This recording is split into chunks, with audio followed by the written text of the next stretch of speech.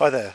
In this video we're going to look at how to identify which predator has been feeding on a bird by looking at the remains left behind.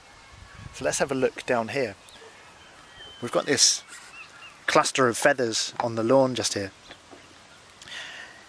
Now if we take a closer look at some of these feathers, we can start to get an idea of the predator involved.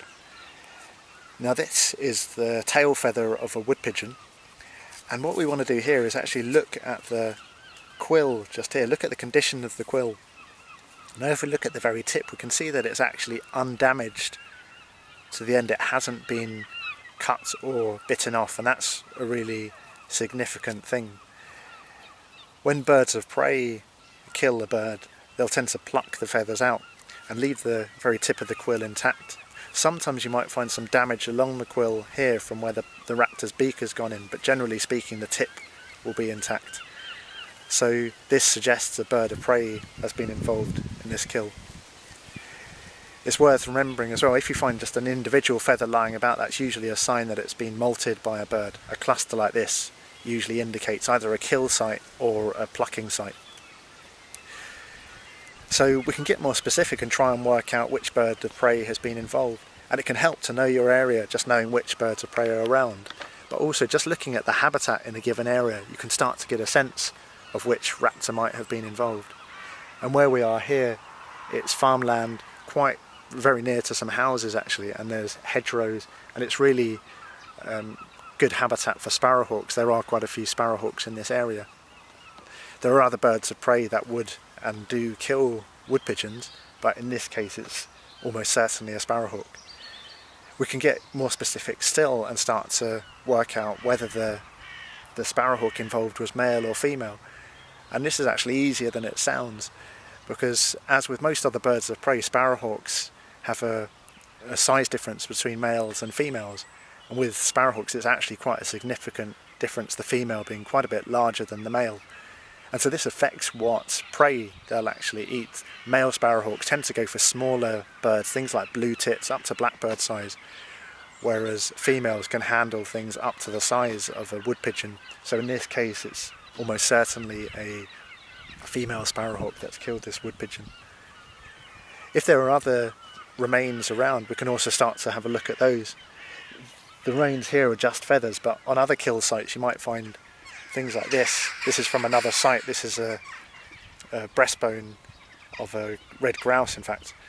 And you can see here it's got these little notches in the keel of the breastbone.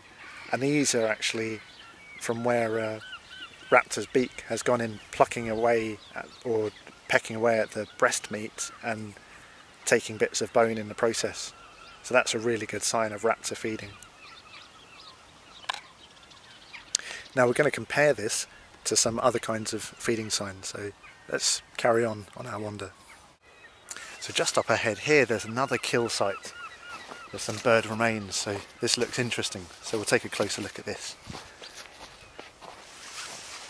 Now looking down here you can see these feathers. Again there's a cluster of feathers on the ground, but in this case there's something quite different about it.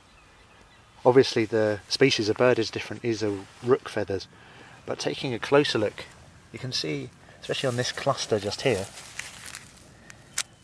that the ends of the feathers have actually been broken or actually sheared through, rather than being intact at the ends like we saw with the raptor kill.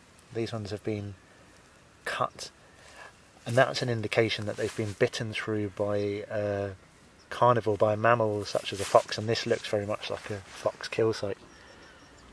You can see it's been here a while. Some of these feathers are quite bedded in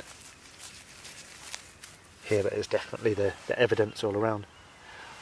Often what you might find with a fox kill site is where they've plucked out some of the smaller feathers, because they salivate so much when they eat. You'll find clumps stuck together with their drool. Can't see any signs of that here, but I'm still sure that this is a fox kill. And often they'll carry their prey back to their den, and so if you scan around you can find other feathers, often in a trail that gives an idea of the direction they've been going. So I can see a feather just over here, and also just further up ahead There's some here as well. So it suggests that the fox was heading that general direction. You can see this is the same kind of damage, and this is from the same kill. And the most obvious place it would be heading, the most easy access point, is through that gate just up ahead there, possibly into those woods.